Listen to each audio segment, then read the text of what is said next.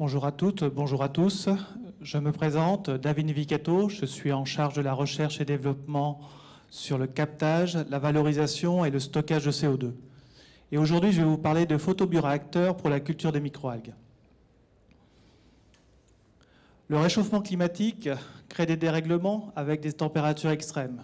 Et on a encore des exemples récents cet hiver, à Chicago, avec des températures qui ont atteint moins 50 degrés et le froid polaire qui est descendu sur la ville. On atteint aussi des températures élevées, comme ici en Australie, plus de 50 degrés, et le bitume qui fond sous la chaleur. Le réchauffement climatique provient du CO2 qui augmente dans l'atmosphère. Et ce CO2 provient de l'activité humaine et de l'utilisation des énergies fossiles.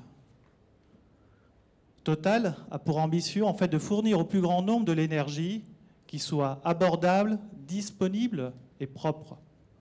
Et donc Total fait partie de la solution pour réduire les émissions de CO2. Les bioénergies sont une des solutions proposées par Total.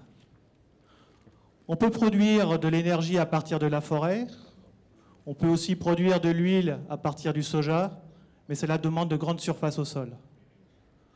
On peut aussi capturer le CO2 de l'air et transformer ce CO2 en carburant. Mais il vous faut beaucoup d'énergie renouvelable, beaucoup d'énergie décarbonée. Et donc notre solution aujourd'hui, ce sont les microalgues. Ces microalgues sont 50 fois plus efficaces que le colza et utilisent directement l'énergie solaire. Comme une micro-usine, ces microalgues captent le CO2 et transforment ce CO2 en huile. Et cette huile peut être utilisée comme énergie ou aussi est une matière première pour la chimie ou pour produire des produits à haute valeur ajoutée. Nos chercheurs, aujourd'hui, savent très bien sélectionner les souches les plus productives. Mais actuellement, on produit ces microalgues essentiellement dans de grands bassins d'eau. Et donc, comment produire des microalgues et en même temps avoir un impact sur le réchauffement climatique? Je vais vous donner quelques exemples qui existent déjà, qui sont déjà en production. Ici, en Allemagne, vous avez des photobioréacteurs tubulaires pour lesquels on a optimisé l'exposition à la lumière. Et là, en Angleterre, ce sont des photobioréacteurs qui sont alimentés par de la lumière artificielle.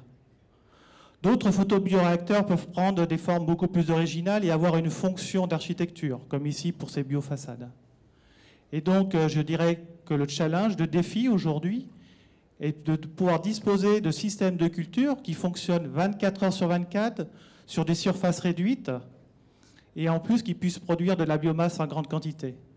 Malheureusement, ces photobioréacteurs, ces systèmes de culture n'existent pas aujourd'hui.